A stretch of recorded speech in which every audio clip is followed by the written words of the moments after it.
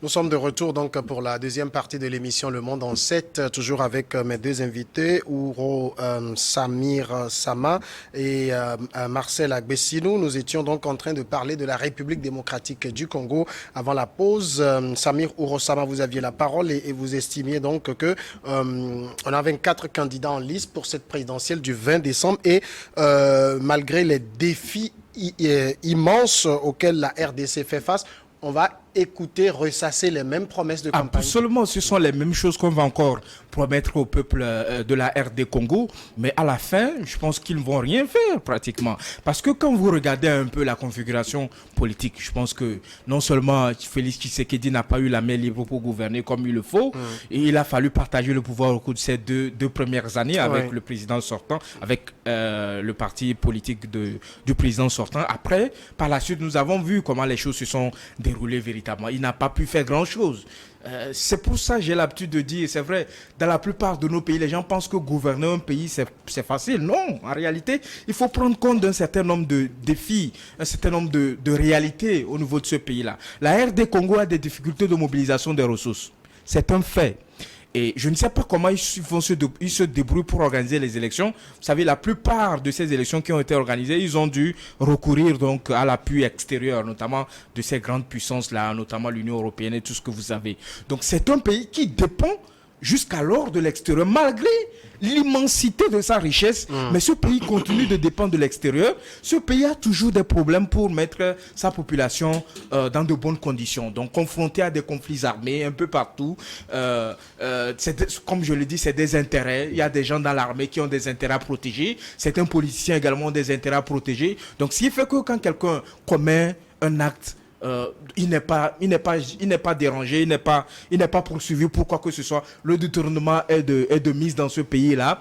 Les gens détournent des deniers publics comme si c'était leur propre argent. Donc aujourd'hui, nous allons à cette étape-là qui est la campagne électorale. Je suis convaincu, même si l'idéal aurait voulu qu'on ait des périodes de campagne électorale assez paisibles et assez confiantes. Mais comme vous le savez, dans la plupart de nos pays africains, notamment au niveau de ce pays-là, comme à chaque temps qu'il y a élection dans ce pays-là, il y a toujours de ces problèmes de violence auxquels nous assistons au cours de cette, comment l'appelle-t-on, de cette période de campagne électorale.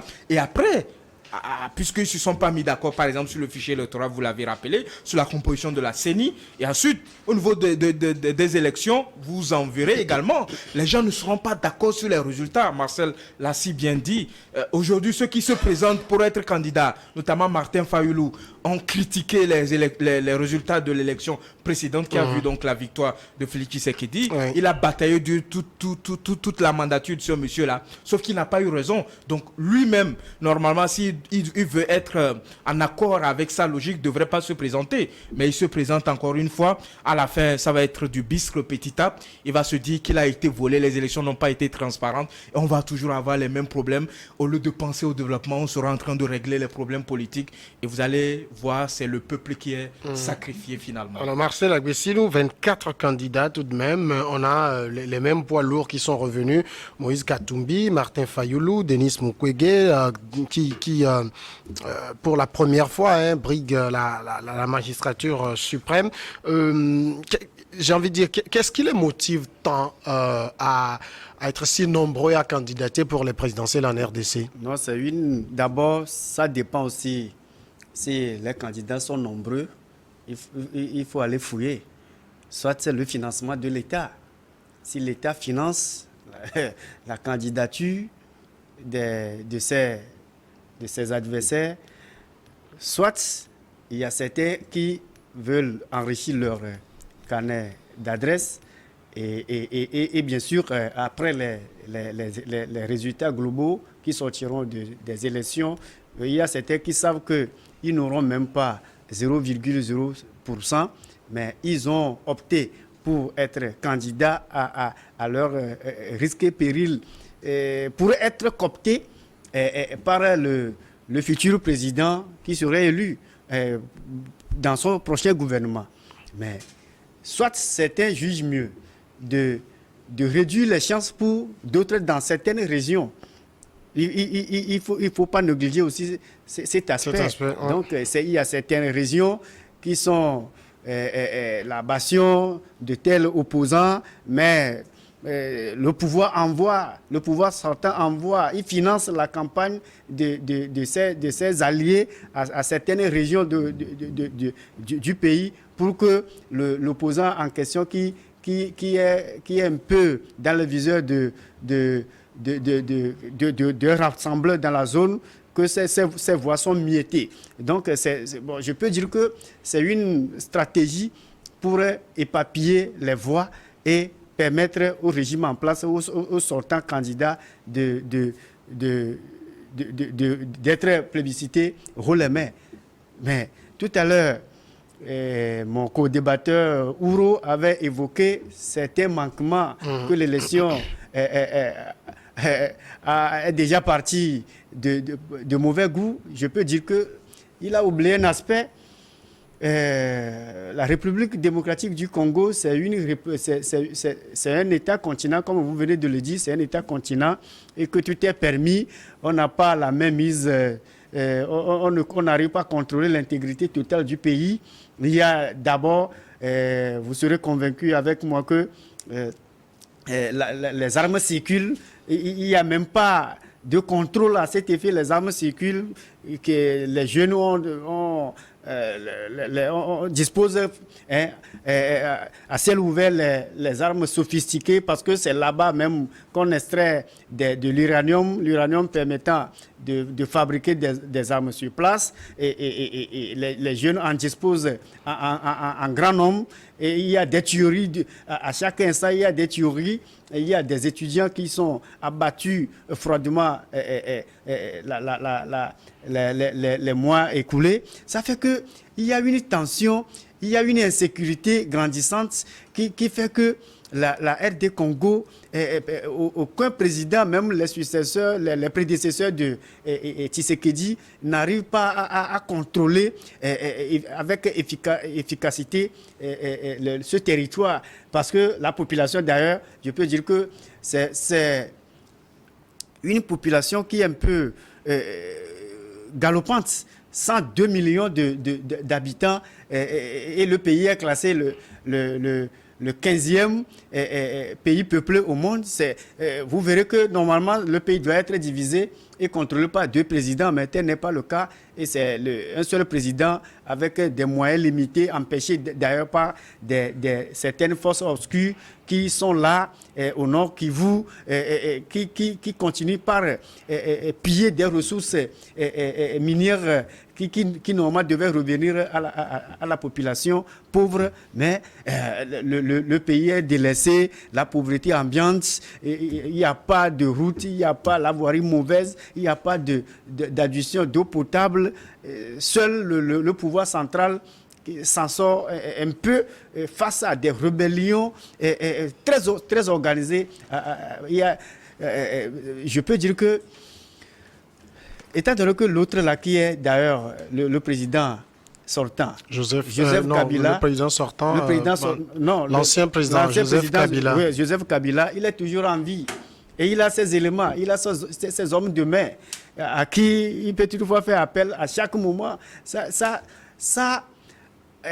joue sur la gouvernance de l'actuel président sortant. Ça joue. Étant donné qu'il ne cohabite pas, il ne collabore pas, il ne se retrouve pas dans la gouvernance de Tshisekedi, c'est toujours un fiasco, un chaos. D'accord. Alors, l'autre défi pour la présidentielle, enfin pour les élections, je veux dire en RDC, c'est que on parle beaucoup de présidentielle, mais on n'a pas que la présidentielle. Ces élections sont des élections couplées. Le même 20 décembre seront également tenues les législatives, les provinciales et les communales.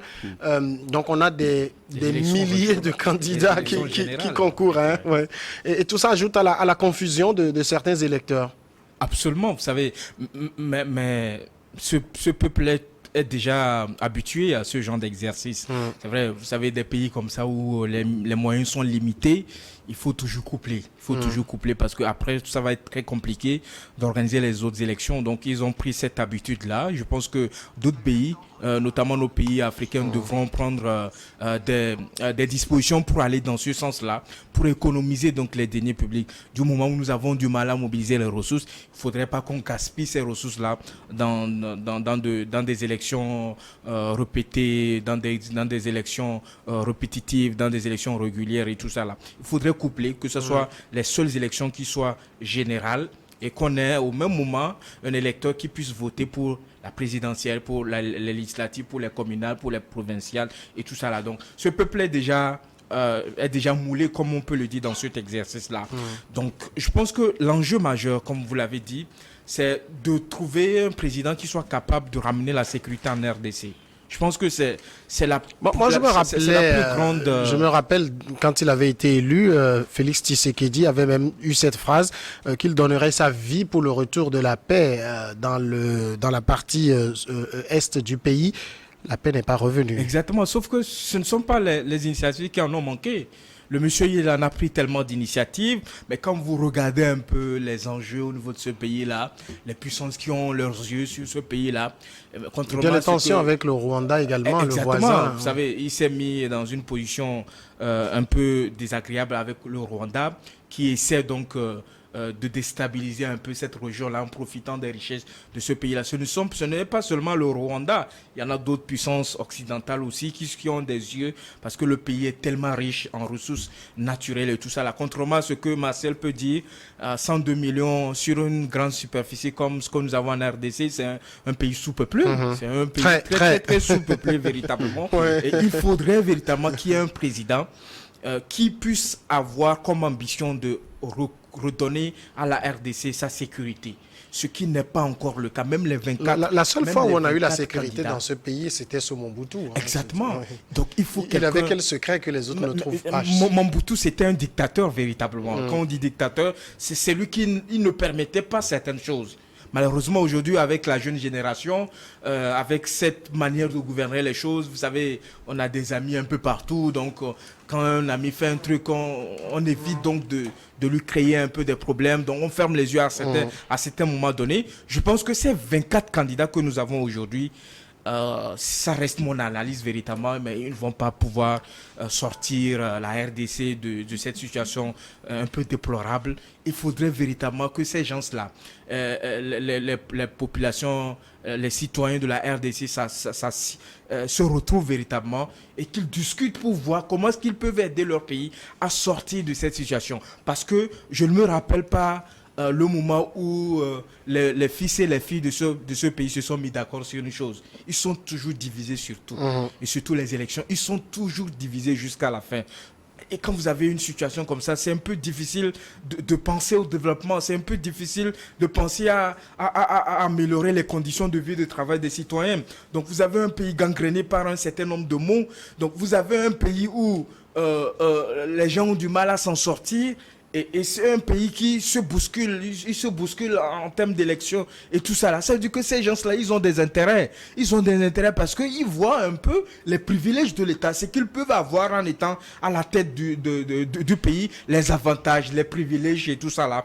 Et quand on vient au pouvoir et quand on voit tout ça là, quand on est de la RDC, quand on voit et tout ça là, ben on se dit que on peut faire un deuxième mandat. Si on fait un deuxième mandat, s'il n'y a pas de problème, si les gens ne se soulèvent pas et tout, on peut tenter voir si on peut faire un troisième mandat. C'est ce que Joseph Kabila a fait, sauf que dans cet exercice-là de pouvoir forcer les choses, il a eu un peuple congolais très résistant et qui ne pourrait pas accepter que des choses comme ça puissent arriver dans ce pays. Nous passons maintenant au Libéria, là-bas également. La présidentielle s'est déjà tenue, le second tour de la présidentielle s'est tenu le mardi 14 novembre dernier. Il y avait face à face le président sortant George Weah qui était face à l'ancien vice-président de Johnson Sirleaf, Joseph Boakai. Au premier tour, les deux candidats étaient arrivés au coude à coude avec seulement 7000 voix d'écart entre George Weah et Joseph Boakai.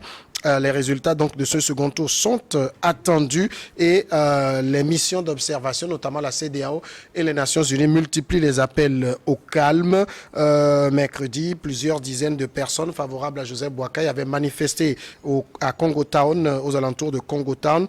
Joseph Boakai ne s'est pas exprimé depuis la tenue de ce second tour, ni son parti d'ailleurs, mais des cadres influents du Parti de l'Unité ont mobilisé des sympathisants et diffusent de manière officieuse des résultats sur les réseaux sociaux. Vous entendez bien que ces résultats donnent en avance Joseph Boakai, alors que du côté de la NEC, la commission électorale, seuls 22% des suffrages exprimés sont disponibles pour le moment. La NEC estime travailler pour raccourcir donc le délai d'attente qui peut aller, selon la loi électorale, jusqu'à 15 jours. Marcel Agbessinou, aujourd'hui, le Libéria attend donc ces résultats-là. Quand on a vu ce premier tour assez serré, est-ce qu'on peut se dire que le second tour risque de créer des tensions, l'annonce des résultats risque de créer des tensions? Mais je peux dire que il n'y en aura aucune tension, sauf si les acteurs impliqués dans le processus électoral en veulent autrement. Une élection présidentielle, c'est le fauteuil présidentiel n'est pas naturellement deux. C'est un seul fauteuil présidentiel. Et l'autre ou bien celui qui a été bien apprécié par la population, bon, c'est celui-là qui se dirigerait vers ce fauteuil présidentiel. Mais le mal est que, au regard des résultats, au regard des compilations, des régions et des provinces, parfois, ça sème la zizanie au sein de la masse. La masse, surtout qui ne maîtrise pas le système électoral. Il y a certains qui estiment d'ores et déjà que le tour est joué en faveur de leur candidat. Alors que le candidat, on peut toutefois donner le temps à la Commission nationale électorale, qui est la NEC au niveau du Libéria, de faire son travail. De faire son travail jusqu'au terme. Il y a certaines zones où les résultats ou bien la compilation traîne à venir à atterrir d'ailleurs au niveau de la Commission nationale électorale. Mais courir ou bien semer au niveau de la masse innocente que votre candidat ou bien Joseph Boakai, c'est lui qui serait automatiquement le prochain président de la République du Libéria, c'est de créer une panique et c'est de créer aussi une situation insupportable. En le faisant ainsi, les acteurs mettra en difficulté le processus qui a déjà eu un coup. Le Libéria, c'est un pays aussi qui est un peu difficile à gérer par les présidents qui se sont succédés. Il y a les armes qui circulent comme le Congo, RD Congo également. Il y a de l'insécurité totale qui gangrène. Il y a même pas le respect des droits de l'homme. Les opposants sont souvent embasillés, d'autres sont en exil. Et dans ces conditions, pour un footballeur qui n'est pas un technicien, qui n'est pas un politicien, non, la Commission électorale nationale indépendante doit faire un travail assez professionnel pour faire sortir le pays dans un chaos le lendemain de la proclamation des résultats globaux. Des résultats. Comment on peut expliquer ces tensions naissantes alors que les deux principaux challengers ne se sont pas exprimés? On peut l'expliquer par plusieurs éléments. D'abord, vous savez, c'est ça le défi que nous devons relever au niveau de notre continent. Vous savez, plus l'attente est longue, plus il y a toujours de ces suspicions de violence, de ces suspicions de pouvoir donner les résultats de tel comté, de telle province et tout ça là. Nous devons travailler à ce que, lorsqu'on organise une élection comme une élection présidentielle dans nos pays, que les résultats soient disponibles en 48 heures. Ce n'est pas sorcier, ça. Ouais, ce n'est qu'arithmétique. Exactement. Il faudrait qu'on mette en place des mécanismes. C'est-à-dire, le monde évolue. Nous devons suivre l'évolution de ce monde. Ça, c'est de un. De deux, vous savez, le processus électoral est déjà mal parti. Vous savez, il y a eu des tensions au cours des campagnes électorales. Il y a eu même des décès qui ont été dénombrés au niveau de ce pays-là. Et c'est-à-dire que vous avez un pays où la gouvernance est imbibée de corruption. Vous avez un pays où le président sortant est accusé de tous les maux, puisque son bilan est catastrophique selon les Libériens. Il a promis beaucoup de choses qu'il n'a pas fait. Lui-même, il n'a pas eu une bonne attitude. C'est quelqu'un qui, au lendemain de son élection, la première chose qu'il a venue en tête, même si c'est son argent, même si ce sont ses revenus personnels, la première chose qu'il est venu en tête, c'est de se construire une belle maison au niveau de la capitale. Ça ne donne pas tu ne donnes pas un bon exemple en tant que dirigeant, en tant que celui qui se soucie de la population. Une population qui a du mal à s'en sortir avec $2 par jour. Une population qui est dans une situation déplorable en termes d'éducation, en termes d'employabilité, en termes d'emploi. Le chômage est très élevé là-bas. En termes de quoi? En termes de soins de santé, en termes d'eau potable. Donc, les besoins vitaux de la population, Monsieur Georges Weah n'a pas su répondre véritablement où on l'attendait. Vous savez, c'est ce qui explique même le score du premier tour. Vous avez vu, entre l'élection précédente et l'élection d'aujourd'hui, vous allez voir que l'écart qui le séparait par le passé à l'ancien vice-président n'est pas le même véritablement. Et ensuite, les tendances actuelles selon la CENI de ce pays-là qui est en train de décompter, mais le vice-président semblerait-il être en tête par rapport à ce processus électoral-là. Tout ce qu'on peut souhaiter à ce pays-là, frère, c'est que les résultats qui vont être proclamés ne soient pas source de violence. Parce que ce pays, on en a vu par le passé. C'est un pays qui sort d'une situation de guerre civile. Donc, il est important qu'on travaille à préserver cet acquis de paix, même si cette paix-là est très fragile. Je l'avais évoqué par le passé, qu'il faudrait que, dans de telles situations, que les candidats s'engagent, qu'ils signent, je ne sais pas, un acte pour qu'ils œuvrent à préserver la paix véritablement. Et le troisième élément, ce que vous avez dans nos pays, les gens n'ont pas de confiance aux institutions qui organisent les élections, notamment la CENI. C'est ce qui fait que les gens sortent. Même, ce ne sont pas seulement les partisans, même certains partis politiques, même dans notre pays ici, on en a vu par le passé. Les gens sortent de nulle part, ils se mettent à divulguer des résultats parce qu'ils ont des représentants dans les bureaux de vote. Ils se permettent de diffuser sur les réseaux sociaux des PV, des bureaux de vote et tout cela. C'est des actes répréhensibles. C'est-à-dire que le code pénal qualifie cela d'infraction en termes électoraux. Donc, lorsque ces gens-là s'adonnent à ces pratiques-là, il faudrait que la justice se saisisse de cette affaire-là, que ces gens-là répondent. Parce que la seule institution crédible, légalement constituée pour proclamer le résultat d'une élection, c'est la commission électorale. Après, l'institution qui doit confirmer ou infirmer les élections, mais c'est comment l'appelle-t-on? Chez nous, c'est la Cour constitutionnelle. Ailleurs, c'est le Conseil constitutionnel. D'autre part, c'est la Cour suprême. Donc, il faudrait que les institutions puissent donner confiance donc aux citoyens. Il faudrait que les institutions qui sont mises en place travaillent davantage pour que les populations aient confiance, donc, non seulement au processus électoral, mais également à ces organismes, à ces institutions qui sont impliquées directement dans l'organisation des élections, pour qu'on évite ce qu'on est en train d'assister au niveau du Libéria. Et je suis sûr, je ne prédis pas l'avenir, mais je suis sûr, si rien n'est fait, le pays va embrasser également dans des violations post-électorales, ce qu'on ne les souhaite véritablement pas. Justement, c'est que dans ce pays, il faut éviter que les vieux démons ne se réveillent. Ces démons ne sont pas trop loin. La guerre civile n'est pas si loin que ça. Effectivement, la guerre civile n'a pas encore dit son dernier mot. Et les signaux sont forts. Le pays est prédisposé à la guerre civile. Le pays est prédisposé à tout, au débordement. Et je viens de le dire tout à l'heure que le président sortant, Georges Weah, qui était un footballeur et qui a eu cette chance d'être président de la République, est en train de faire terminer son premier mandat. Il n'est pas un technicien, il n'est pas un politique en tant que tel. Donc, les solutions politiques, il doit... Mais il a le droit d'avoir autant de conseillers qu'il veut aussi. C'est pas avoir des conseillers, ça ne suffit pas pour devenir un technicien, un politique proprement dit.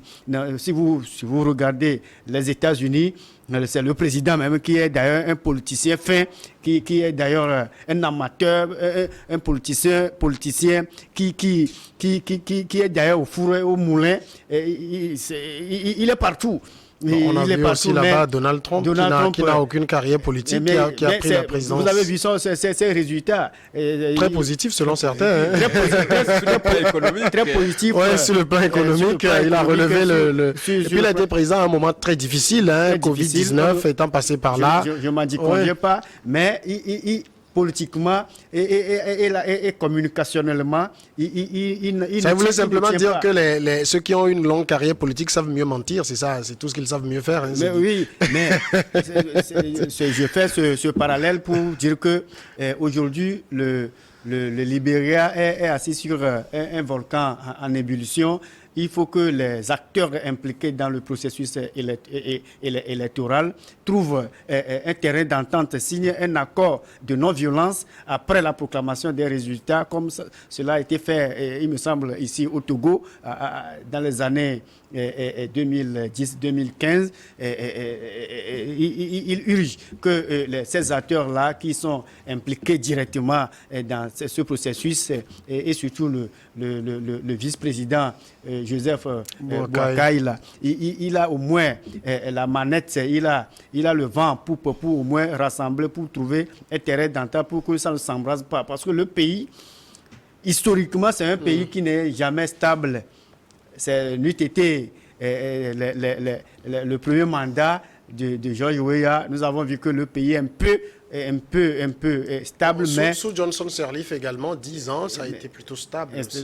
C'est un peu stable, mais on ne peut pas aussi immédiatement. Il faut craindre que les démons ne se réveillent. Oui, parce que j'ai dit ça tout à l'heure, que c'est un pays qui a la facilité d'accès aux armes. Il y a une facilité d'accès aux armes. D'ailleurs, c'est un pays qui est riche, mais les ressources sont exploitées à d'autres fins. Et ce qui fait que ce qui justifie le mécontentement au sein de la population. Donc, à ce jour, voilà que les résultats, il y a des tendances donnant vainqueur le vice-président Joseph Boakai. Ce n'est que 22%, ce ne sont que 22%. C'est 22%.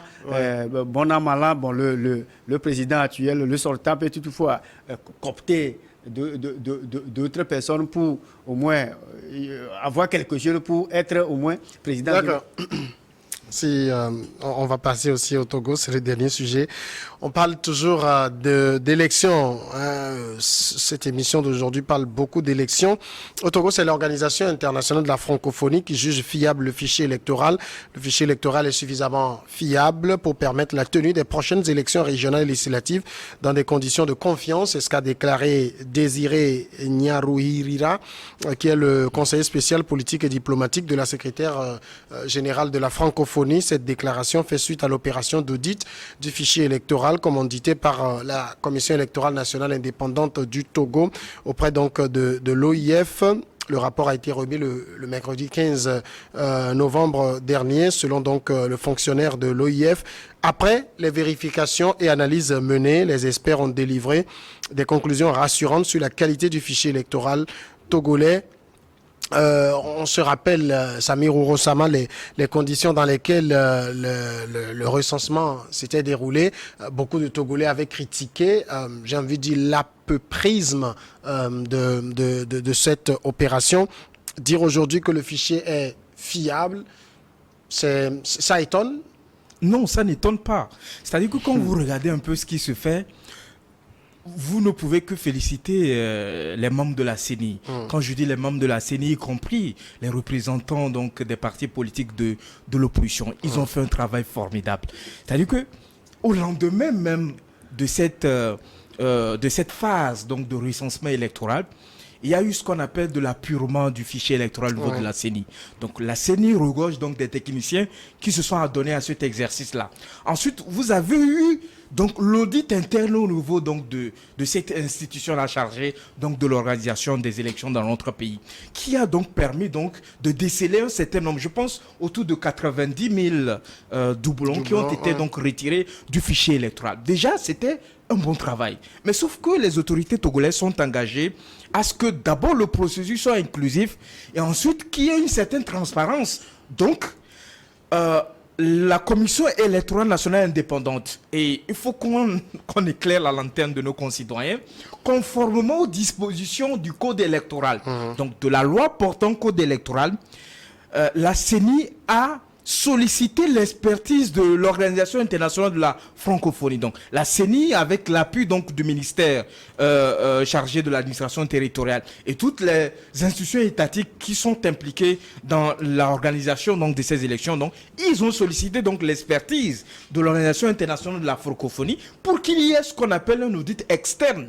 Donc, on a fait l'audit interne. Donc, il faut qu'il y ait un œil extérieur qui s'assure que le travail qui a été fait au plan interne a permis donc de répondre donc aux différentes préoccupations donc des acteurs de la société civile et également des partis politiques. Je me rappelle bien la sortie donc de Jean-Pierre Fabre qui avait relevé un certain nombre de manquements. Ouais, il est même allé dire, si je me rappelle bien, il a même allé dire que même dans certaines parties donc de notre territoire, il a même cité la région de l'Akara où des mineurs ont été enrôlés sur la liste électorale, où des gens qui sont décédés se retrouvaient dedans. Aujourd'hui, M. Jean-Pierre Fabre et toute sa bande ont une réponse satisfaisante véritablement, parce que l'OIF n'est pas à son premier exercice. Je me rappelle bien, au cours des élections précédentes, on a eu à solliciter de leur service, et même certains partis politiques de l'opposition ont souhaité à ce qu'ils interviennent à un moment donné. Donc aujourd'hui, non seulement ça ferme la bouche de ces personnes-là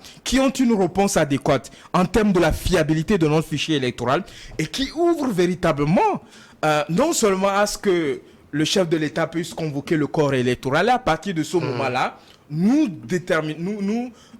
aurons le calendrier adéquat, notamment à quel moment se dérouleront les campagnes électorales, à quel moment nous irons aux urnes, à quel moment on va proclamer les résultats. Est-ce que on est déjà en retard sur les délais, parce que normalement en décembre on doit voter pour les législatives, mais là on est en retard sur les délais. Mais c'est un processus inclusif. Si à un moment donné certains acteurs soulèvent un certain nombre de difficultés, il est important pour qu'il y ait de l'inclusion, pour que les élections soient des élections participatives et tout ça là, mais que les autorités prennent en compte toutes ces observations-là et qu'on puisse répondre déjà en amont à ces problèmes-là. C'est un calendrier républicain. On ne va pas faire non plus au Togo comme si on invente la roue. On savait quand on allait aux urnes le 20 décembre 2018 qu'en décembre 2023, on irait aux urnes. Donc revenir 5 ans après, arguer d'un certain nombre de choses pour lesquelles on est en retard, je ne veux pas lâcher un mot, mais ça frise un peu le ridicule. Mais sauf que vous savez, dans tous les pays, notamment les pays qui sont en voie de démocratisation, on est en train de construire nos démocraties, on peut aussi accepter qu'il y ait un décalage du calendrier. Nous n'avons pas encore de calendrier au Togo. C'est ce qui est une anomalie. Il faut que je le soulève véritablement. En réalité, lorsque le processus a été lancé, il faudrait qu'on ait un calendrier qui n'est pas figé d'ailleurs. Le calendrier peut être revu, on peut revoir certaines choses, mais il faudrait qu'au tout début du processus, que les acteurs puissent avoir une idée sur les différentes étapes du processus électoral, à quel moment il y aura l'enrôlement, à quel moment il y aura, comment l'appelle-t-on, la campagne électorale, à quel moment il y aura les élections. Déjà, la CENI a fouté là-dessus. Donc, quand je dis la CENI, c'est toutes les composantes donc, de cette CENI-là, en termes donc, de la publication du calendrier prévisionnel électoral. Maintenant, ce n'est pas une erreur gravissime qu'on puisse connaître un petit retard, un léger retard et tout ça là. Si cela ne porte pas atteinte donc au processus électoral, si cela n'entache pas l'intégrité et la légalité donc du processus électoral là, ça ne cause pas de problème. Dans notre cas de l'espèce, les dispositions législatives juridiques prévoient par exemple pour le mandat des députés, s'il y a un retard en termes de renouvellement, mais comment est-ce qu'on doit se prendre pour que ce laps de temps puisse être... Ce qu'ils font, c'est qu'ils continuent. Hein. Ça Bien profite bien à sûr, certains. ils doivent continuer Ouais. Marcel, jusqu'à ce que la nouvelle mandature j'ai envie de dire le point de l'OIF, hein, en somme, c'est ça, je parle au nom de Désiré Nyarouirira. Les Rwandais ont des noms un peu compliqués. En somme, je peux dire au nom des experts que le fichier électoral togolais est suffisamment fiable pour permettre la tenue des prochaines élections régionales et législatives dans des conditions de confiance. Et on ajoute même que en la matière, hein, le Togo s'illustre comme un exemple d'inclusion parce que on a presque toujours de très bons fichiers. Mais je peux dire que l'élection est mal partie. Est mal partie dans la mesure où les acteurs impliqués ne sont pas associés aujourd'hui. Et quels acteurs? Ces acteurs, non, les acteurs, l'opposition par exemple, et l'opposition en général qui crient. Elle est représentée à la CENI aussi. Mais cette opposition n'est pas totalement représentée à la CENI. Elle l'est parce qu'il y a une composition de la CENI qui a été votée. C'est de cette manière qu'elle est composée. L'actuelle CENI même doit être recomposée. Tel n'est pas le cas aujourd'hui. Et il y a la Cour constitutionnelle qui va entériner les résultats. Elle est incomplète. Ouais. Je peux vous dire que mais ces élections... Il y a 3 juges manquants à la Cour constitutionnelle. Effectivement, ouais. C'est dans une république normale, sauf que nous sommes dans une république bananière. Dans une république normale, on ne peut pas éternellement observer ces lacunes au sommet de l'État. Donc aujourd'hui, l'opposition crie la fraude. L'opposition... Il n'y a que l'ANC qui crie. Hein, non, il y a la DMP, la dynamique pour la majorité du peuple. Il y a les autres aussi qui appellent la CENI à revoir son calendrier pour enrôler ceux qui on a laissé certains sur le carreau de les enrôler. Mais il y a des erreurs, il y a des calculs que le ministre d'État d'alors Boukwesi, ministre Boukwesi avait évoqué lors du cadre de concertation entre les acteurs CPC, que bon, conformément à leur agenda, ils ont constaté que le Grand Lomé, on a trop enroulé les gens, le Grand Lomé, que ça dépasse même, ça risque de dépasser le plafond prévu. Donc, c'est la raison pour laquelle eux, ils ne voulons pas revenir en arrière pour enregistrer les gens. C'est un peu compliqué. C'est un peu compliqué dans la mesure où vous voulez une élection transparente, une élection crédible dont les résultats... qu'on ne peut pas non plus enregistrer 100% dont les résultats seront acceptés par tout le monde et vous basez sur l'article 52 maintenant qui proroge le mandat des députés que si à la fin ou bien les députés actuels restent en fonction jusqu'à la prise de la fonction des nouveaux députés, ouais. C'est un peu compliqué. Je sais que la loi, elle est stricte, mais c'est la loi. Tout ce qu'ils ont révisé là-bas, comme l'article 52, donnera droit aux députés actuels de continuer leur mandature.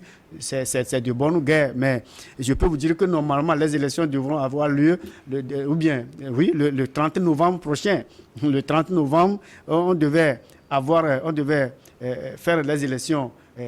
On avait voté le 20 décembre 2018. Oui, maintenant, selon l'agenda républicain, on dit que l'élection doit avoir lieu 30 jours avant l'expiration du mandat en cours. Donc 30 jours, ça doit être de 30 novembre, on devait démarrer les élections législatives et qui prendront fait peut-être le 30 décembre. Voilà à peu près, mais on est en train de biaiser pour asseoir, je ne sais pas, pour asseoir la fraude, on s'est basé sur l'article 52 et il y a un silence radio.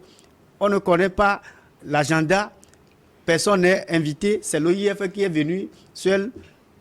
Sans les techniciens à la matière, on dit que bon, c'est dédoublonné, que le fichier est fiable maintenant pour une élection accepté pour tous. C'est comme si le chien aboie, la cavale passe. D'accord. En même temps, depuis que l'OIF a fait sa communication le mercredi dernier, on n'a pas eu de réaction des partis politiques. Donc ça veut dire tout va bien dans le meilleur des mondes. Bien sûr, je pense qu'il faudrait qu'on se remémore un certain nombre de faits. À l'époque, c'est l'opposition qui avait revendiqué l'intervention de l'OIF. Vous vous rappelez, mais pas si aujourd'hui l'opposition sort et dénonce ce qui a été fait par l'OIF, je pense qu'ils ne sont pas, comment l'appelle-t-on, comment je vais dire ça, ils ne sont pas sérieux avec eux-mêmes. Et contrairement à ce que Marcel a dit, je pense qu'il faudrait qu'on lève le voile et qu'on mette de la lumière sur cet amalgame-là. Tout le monde ne peut pas être à la CENI. Je pense que la loi électorale est claire là-dessus. La composition, elle est faite de telle sorte que le processus de désignation des membres, c'est un processus participatif, un processus inclusif. Donc l'opposition parlementaire représentée, l'opposition extra-parlementaire est représentée également. Donc la composition actuelle de notre CENI est une composition conforme à la loi électorale. Maintenant, si nous avons des greffes, par rapport à la loi électorale, on peut avoir des greffes par rapport à la loi électorale. Et il faut aussi se rappeler que les modifications qui ont été apportées à la loi électorale sont des conclusions intactes sorties donc du cadre permanent et de concertation. Donc aujourd'hui, l'OIF, qui est une institution d'envergure, qui est une institution fiable, dit qu'après après un travail minutieux, rigoureux, ils ont conclu que le fichier est suffisamment fiable. Ça veut dire qu'il y a sûrement des petites marges d'erreur, mais le fichier est suffisamment. Ça veut dire que en réalité, on ne peut pas avoir un document assez parfait. On peut avoir des petites marges d'erreur, mais en réalité, on a un fichier raisonnable, un fichier inclusif, avec 58% de femmes qui sont inscrites et 46, et quelques d'hommes qui sont inscrits. Donc, en réalité, nous avons à peu près combien? 4 millions d'électeurs qui sont inscrits sur le fichier électoral. La population du Togo fait 8 millions. Ben, je pense on vient là de faire une nouvelle étape en termes donc de notre processus électoral. Les gens ont crié. Si vous le permettez également, je vais faire une ouverture sur cet aspect-là. Les gens ont décrié le fichier, le découpage électoral actuel. Sauf qu'en réalité, quand vous prenez le découpage électoral et le raisonnement qui a été évoqué par un certain nombre de partis politiques de l'opposition, ils ont pris en compte que le seul critère démographique. Oui. En réalité, pour qu'on fasse un découpage électoral, il faut tenir compte de deux critères. Ouais, un critère démographique. Et la géographie. Exactement. Donc, en réalité, on peut avoir... Ce n'est pas parce que dans une localité de combien 25 km², on a 300... je donne ça de façon hasardeuse. On a 3 millions d'habitants qu'on va avoir, je ne sais pas, on va avoir 50 députés. Ça n'a aucun sens. Ouais. Donc, je pense qu'il faudrait que la population togolaise soit beaucoup plus éveillée et qu'elle aille elle aussi à l'information, parce que tout ce qui se fait depuis bientôt 10 ans, je peux l'affirmer, on peut même aller partout où vous voulez, tout ce qui se fait en termes d'élection se fait sur la base du consensus, disons en termes d'inclusion du processus. Aujourd'hui, si les partis politiques de l'opposition ont des grèves par rapport au fichier électoral, ou ont des grèves par rapport à la composition de la CENI, ou ont des grèves par rapport au découpage actuel, il faudrait qu'ils sollicitent la tenue donc, du cadre permanent de concertation, parce que c'est le cadre qui a été mis en place par les autorités pour qu'il y ait des discussions entre les différents acteurs politiques, pour qu'on ait un consensus véritablement. Parce que quand vous regardez un peu, les gens vont penser que tout ce qui se fait, c'est le gouvernement qui sort un beau matin, qui prend des mesures, qui envoie à l'Assemblée nationale et on vote. Mais c'est faux. Quand vous regardez tout ce qui a été fait, non seulement au cours des élections précédentes, mais également dans ce processus électoral, mais tout ce qui a été fait, et je mets quiconque au défi de nous donner des éléments, tout ce qui a été fait est issu du cadre permanent de concertation. Sauf que certains, à un moment donné, ont jugé bon de ne pas participer. Justement, ça n'engage Marcel, comment vous expliquez le silence des partis politiques depuis la sortie de la CENI, depuis la sortie de l'OIF? Non, les partis politiques ne sont pas restés les bras ballants. Ils ont réagi. Et il y a certains même... moi, depuis mercredi, il n'y a pas eu de réaction des partis politiques. Il y a des réactions, parce que il y a des réactions au sein des états-majors généraux de quel parti, par partis exemple politiques. Il y a la DMK, selon les indiscrétions qui vont bientôt convier, vous les journalistes. Oui, ils vont le faire, mais moi je dis jusqu'à ce samedi où nous faisons cette émission, moi j'ai pas écouté de réaction pour le moment. Pas de précipitation, on doit... Ils analysent les choses. Faire des analyses, faire des recoupements des informations, avoir les informations relatives au dédoublonnage du fichier électoral. Donc, précipiter maintenant, vous allez rater la sortie peut-être médiatique, raison pour laquelle les partis politiques légalement constitués, sérieux d'ailleurs, ils analysent le terrain, ils analysent d'abord ce que l'EIF est venu faire ici à Lomé. Est-ce que c'est seulement le fichier qui a été dédoublonné ou bien il y a d'autres conseils, il y a d'autres stratégies que l'EIF a fait filer à la CENI et au régime. Tout ça là doit être pris en compte d'ailleurs par les acteurs qui sont impliqués et surtout l'opposition qui clame depuis fort longtemps que le cadre permanent de concertation là, que nous appelons CPC, que c'est un cadre créé entre les amis. La DMP a régulièrement martelé ça, que c'est un cadre qui a été conçu. Ils ont toujours, les partis de la DMP ou DMK ont toujours été invités, oui, ils ne sont jamais allés. Ils ont porté greffe contre... ils ont toujours des griefs, eux. Ils ont des greffes par rapport aux discussions qui ont eu lieu de par le passé à travers ce cadre permanent de concertation. C'est ce cadre qu'on a roublé, l'opposition en général. Et ceux qui n'y prenaient pas, ils pensaient que c'est un lieu, une aubaine pour eux d'avoir quelque chose sous les mains en revenant de ce cadre. Voilà qu'ils ont été joués l'autre fois par le ministre conseiller. L'homme d'Avé, j'ai oublié son Adjourouvi, Pacôme, qui avait roublé toute l'opposition, ceux-là qui y prenaient part à cette discussion. Bon, moi, je dis qu'il n'y a rien là-bas qui rassure une élection fiable, une élection crédible. Moi, je peux dire que c'est une bouffonnerie. Vous avez les mots très durs. On va attendre et voir. On va laisser l'antenne ici. Le temps qui nous est imparti est terminé là. Marcel Agbessinou, merci beaucoup d'être passé, répondre à nos questions. C'est avec un plaisir partagé. Samir Ourosama, merci à vous également. Merci pour l'invitation. Et merci à tous d'être restés en notre compagnie ce samedi. On se donne rendez-vous le samedi prochain.